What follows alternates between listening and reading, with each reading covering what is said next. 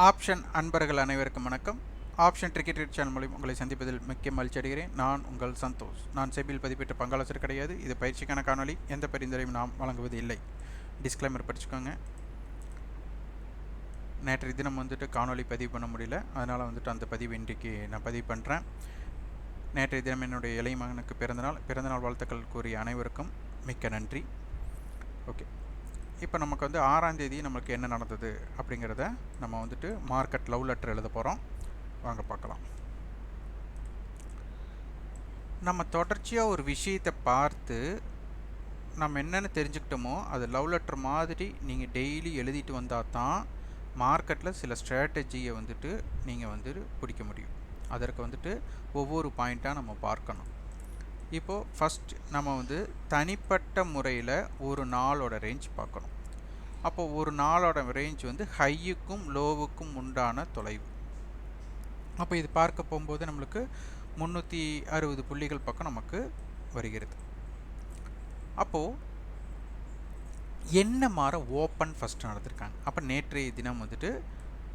நேற்றைய தினம்னா 5ஆம் தேதியோட closing 24,750, high 24,899. அப்போ இதற்கு பெயர் ஃப்ளாட் ஓப்பனிங். நமக்கு இங்கே என்ன கிடச்சிருக்கு? ஃப்ளாட் ஓப்பன் அப்படின்னு கிடச்சிருக்கு.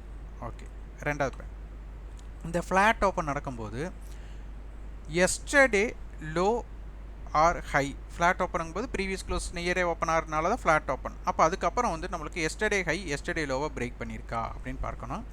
இதில் பார்த்திங்கன்னா எஸ்டர்டே லோ அப்படிங்கிறது 24,613. எஸ்டர்டே ஹை அப்படிங்கிறது 24,899. அப்போது லோ எஸ்டர்டே லோவை பிரேக் பண்ணலை. இந்த இடத்துல எஸ்டர்டே ஹையை பிரேக் பண்ணியிருக்கு. Open to low open to high பார்க்கணும் பாக்ஸ் பேட்டர்னுக்காக. ஓப்பன் டு லோ, ஓப்பன்லேருந்து 70 புள்ளிகள் மைனஸ், அப்போ ஓப்பன்லேருந்து ப்ளஸ் 70 புள்ளிகள். அப்போ என்ன அர்த்தம்? 24,810 மேலே கீழே 24,670. அப்போ இது ஒரு பாக்ஸ் பேட்டர்ன் அமைஞ்சாச்சு. இதில் சின்ன கேப் யார் இருக்கும் அதை நம்ம பாக்ஸ் பேட்டர்னுக்கு நம்ம யூஸ் பண்ணுவோம். அப்போ 810க்கு மேலே என்ன நடக்கிறாங்க, 670க்கு கீழே எப்படி நடக்கிறாங்க அப்படிங்கிறத பார்க்க வேண்டும். அப்போ எஸ்டர்டே ஹை அப்படிங்கிறது 24,899 இருக்காங்க. ஓகே, இந்த கம்பேரிசன் இங்கே முடிச்சாச்சு. அடுத்து கம்பேரிசன் லாஸ்ட் வீக்கோட ஹைலோ. லாஸ்ட் வீக்கோட லோ 24,677. அப்போது இந்த லோவை இங்கே என்ன பண்ணியிருக்காங்க, மார்க்கெட்டுக்கு சப்போர்ட் பண்ணியிருக்காங்க. இந்த சப்போர்ட் பண்ணனால நமக்கு கால் செல்லர் நமக்கு என்ன ஆகணும் அப்படின்னா, லாஸ்ட் வீக்கோட லோவுக்கு மேலே சஸ்டெயின் ஆகிற வரை கால் செல்லர் அவங்களுடைய ப்ராஃபிட்டை புக் பண்ண வேண்டிய இடம் அமையலாம். சப்போர்ட்னா கால் செல்லர் ப்ராஃபிட் புக் பண்ணுவாங்க. அப்போது இந்த இடம் அதே மாதிரி ரெசிஸ்டன்ஸ் லெவலில் இருந்தாலும் கால் செல்லர் அவங்களுடைய லாஸ் புக் பண்ணக்கூடிய வாய்ப்பு அமைஞ்சதுனால மார்க்கெட் மேலே போகும். அப்போது இது ஒரு சப்போர்ட்டாக இருக்குது. அப்படிங்கும்போது புட் செல்லர் என்ன பண்ணுறாங்க அப்படிங்கிறது பார்க்கணும். அப்போ புட்டோட ப்ரீமியம் டிக்ரீஸ் ஆகுதா இல்லை இன்க்ரீஸ் ஆகுதா இல்லை சஸ்டெயின் ஆகுதா அப்படிங்கிறத இந்த இடத்துல பாயிண்ட் ஆட்டணும். அப்போ எஸ்டர்டே ஹையை தாண்டினவங்க மார்க்கெட்டில் ஒரு 130 புள்ளிகள் ஏற்றத்தை கொடுத்துள்ளார்கள் அப்படிங்கிறத இங்கே தெரிஞ்சாச்சு. இதெல்லாம் நமக்கு தெரிஞ்ச கண்ணோட்டத்தில். அதுக்கப்புறம் ஆப்ஷன் பிரீமியத்தின் அடிப்படையில் பார்ப்போம். அப்போ இந்த மாதிரி லவ் லெட்டர்ஸ் நீங்கள் ஒவ்வொரு பாயிண்ட் அப்போ என்ன மாதிரி ஓப்பன் கொடுத்துருக்குறாங்க. இன்னும் பார்த்தீங்கன்னா நமக்கு லாஸ்ட் வீக்கோட ஹை அதற்கு மேலே இல்லை, அதற்கு முந்தைய வீக்கான்னு சரி 25,100 சம்திங்கில் நமக்கு ஹை 2-3 வாரத்தோட ஹை இருக்குது. அப்போ இதற்கு மேலே அடுத்த வாரம் நிலை பெற்றால் என்ன அப்படிங்கிறது தான் நமக்கு கண்டிஷன்ஸ் வரும். அப்போ 25,100க்கு மேலே சஸ்டெயின் ஆகலை அப்படின்னா மார்க்கெட் என்ன பண்ணுவாங்கன்னா இந்த 24,600ஐயும் 24,500ஐயும் நோக்கி பயணம் பண்ணுவாங்க. அப்போ இந்த இடத்துல சைட்வே மூமெண்ட் வரும். அப்போ பிரேக் அவுட் ஆகணும்னா மார்க்கெட் 25,100க்கு மேலே சஸ்டெயின் ஆக வேண்டும். இதை உன்னிப்பாக நீங்கள் கவனிக்கணும். ஓகே, இது நேற்றைய தினம் ப்ரீ மார்க்கெட் மெம்பர்ஷிப்காக நம்ம கொடுத்த டேட்டாஸ் இங்கே பாருங்கள்.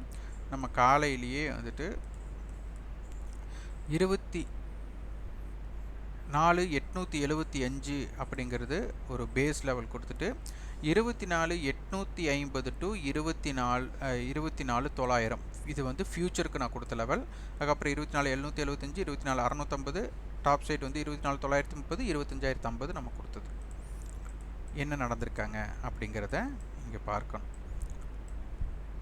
24,875 பேஸ்டு மார்க்கெட் வந்துட்டு 775க்கு நமக்கு ஓப்பன் கொடுத்துட்டு மன்னிக்கணும் 24,900க்கு தான் நம்மளுக்கு வந்துட்டு மார்க்கெட் பேஸ் லெவலில் ஓப்பன் பண்ணதுக்கப்புறம் நம்ம சொன்ன இந்த பேரல் லைன் பாருங்கள், இந்த பேரல் லைனை எப்படி டிஃபைன் பண்ணி அந்த பேரல் லைனுக்கு மேலே இருந்ததுக்கப்புறம் என்ன நடந்திருக்காங்க, அந்த 25,050 எப்படி வந்து மார்க்கெட் வந்துட்டு சஸ்டெயின் ஆகிருக்காங்க. அப்போ நம்ம கொடுத்துருக்கிற லெவலில் எப்படி ரியாக்ட் பண்ணுறாங்க அப்படிங்கிறது தான் இங்கே முக்கியமே. அதே மாதிரி ஸ்பாட்டுக்கு நம்ம கொடுத்த லெவல் என்ன அப்படிங்கிறத பார்க்கணும். ஸ்பாட்டுக்கு வந்து பார்த்திங்கன்னா 24,750 வந்து நம்ம பேஸ் கொடுத்துருந்தோம். அதுக்கப்புறம் 24,700, 24,660, 24,800, 24,899 கொடுத்துருந்தோம். அதாவது 900 கொடுத்துருந்தோம். பேரல் லைன் அப்படின்னு கொடுத்தது வந்து 24,800 டு 24,850 ஒரு பேரல் லைன் கொடுத்துருந்தோம். 50 பாயிண்ட் ரேஞ்சுக்கு நம்ம ஒரு பேரல் லைன் கொடுத்துருந்தோம். அது என்ன மாதிரி ரியாக்ட் பண்ணியிருக்காங்க அப்படிங்கிறத பாருங்கள். 24,750லேருந்து 24,700 நம்ம கொடுத்த அந்த பேஸில் சப்போர்ட் பண்ணிவிட்டு மார்க்கெட் அந்த பேரல் லைனை விட்டு தாண்டிருந்துமே, பேரல் லைனுக்கு மேலே பேரல் லைனுக்கு கீழே. இப்போ கண்டினியூஸாக நான் ப்ரீ மார்க்கெட்டில் கொடுக்குற மெம்பர்ஷிப் கொடுக்குற இதில் பாருங்கள், அந்த பேரல் லைனுக்கு மேலே இருந்ததுக்கப்புறம் அவங்க என்ன ரியாக்ட் பண்ணியிருக்காங்க, பேரல் லைன் கீழே இருந்து என்ன ரியாக்ட் பண்ணியிருக்காங்க, பேரல் லைனுக்குள்ளே இருந்து என்ன ரியாக்ட் பண்ணியிருக்காங்கன்ட்டு நீங்கள் தொடர்ச்சியாக அப்சர்வ் பண்ணியிருந்தீங்கனாலே பல விஷயங்கள் உங்களுக்கு கிடைத்திருக்கும். இது ரொம்ப ரொம்ப முக்கியம். அடுத்தது பார்த்திங்கன்னா இது 24,800 காலுக்கு நம்ம கொடுத்துருக்கிறது 185ங்கிறது காமன் ஏடிஎம் கொடுத்துருந்தோம். அதில் 140 அதே மாதிரி 285 கொடுத்துட்டு பேரல் லைன் பாருங்கள் 200 டு 220 கொடுத்துருந்தோம். அந்த 200 டு 220க்கு அப்புறம் அவங்க என்ன ரியாக்ஷன் நடந்தாங்க அப்படிங்கிறத பார்க்கணும். இது 800 புட் ஆப்ஷனுக்கு. 800 புட் ஆப்ஷனுக்கு பார்த்திங்கன்னா நம்ம 185 அதே மாதிரி 200 டு 220 அப்படிங்கிற பேரல் லைன், அதாவது 800 காலுக்கு என்ன பேரல் லைன் கொடுத்தோமோ அதே பேரல் லைன் தான் இங்கே 800 புட்டுக்கும் கொடுத்துருந்தோம். அந்த பேரல் லைனுக்கு மேலே நிற்க முடியாமல் அந்த பேரல் லைனுக்கு கீழே வந்ததுக்கப்புறம் இவங்களோட ரியாக்ஷன் என்ன அப்படின்னு பாருங்கள். அதே மாதிரி 800 காலோடைய பேஸ்டும் பாருங்கள்.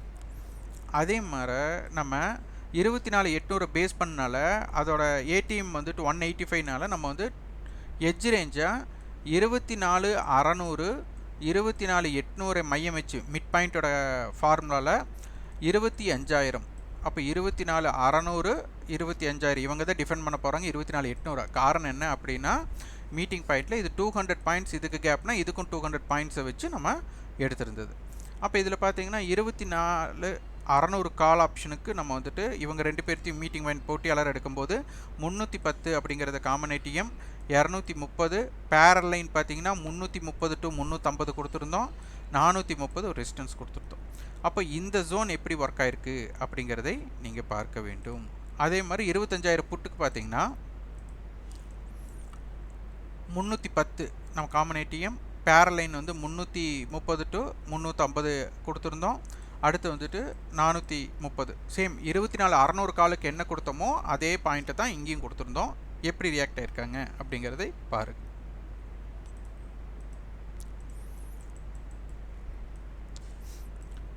இப்போ நம்மளுக்கு டேபிள் இதில் 25,000 கால், 25,500 கால், 24,700 புட் கொடுத்துருக்காங்க.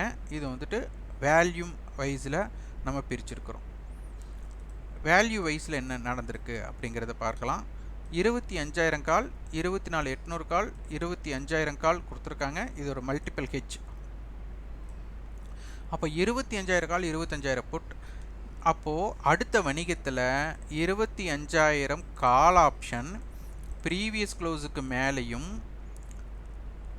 இவங்களுடைய எஸ்டர்டே ஹை இதற்கு மேலேயும் ஆப்பனண்ட்டோட அன்றைய தினம், யார் ஆப்பனண்ட்னா 25,000 புட், இவங்களுடைய ஹைக்கு மேலே ப்ரீவியஸ் க்ளோஸுக்கு மேலே இவங்க ட்ரேடு நடந்தாங்கன்னா ஆட்டோமேட்டிக்காக மோனோபோலி அப்படின்ட்டு இவங்க ஆகிடுவாங்க.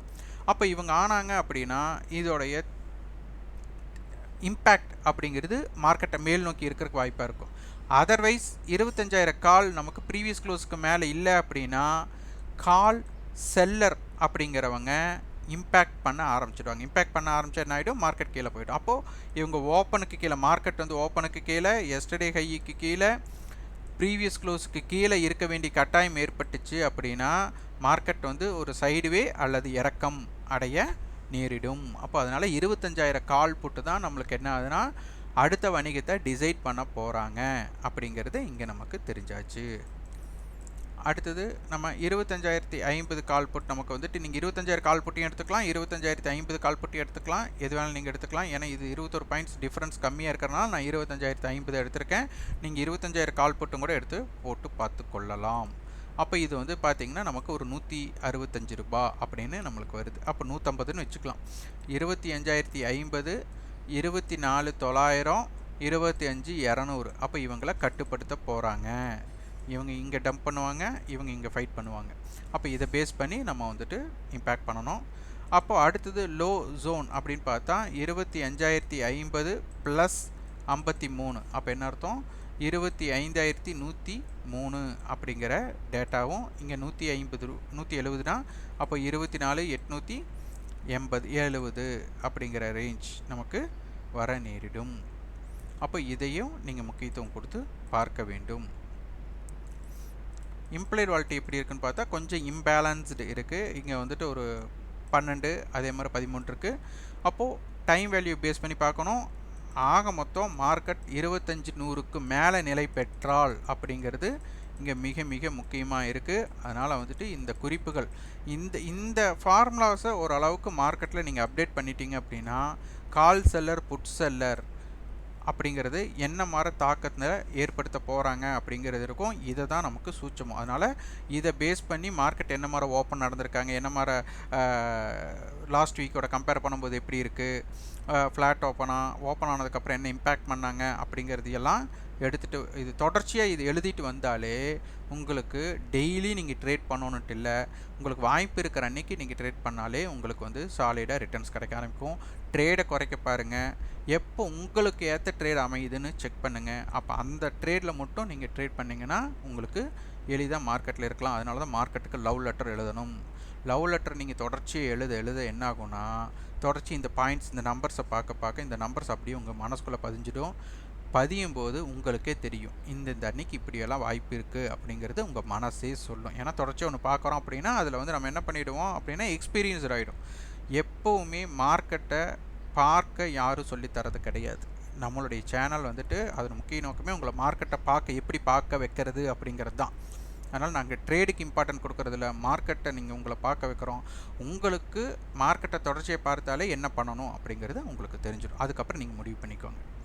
இந்த காணொலி உங்களுக்கு பயனுள்ளதாக இருந்தால் லைக் பண்ணுங்கள், ஷேர் பண்ணுங்கள், சப்ஸ்கிரைப் கண்டிப்பாக உங்கள் ஃபீட்பேக் கமெண்ட் பாக்ஸில் பதிவு பண்ணுங்கள். நன்றி, வணக்கம்.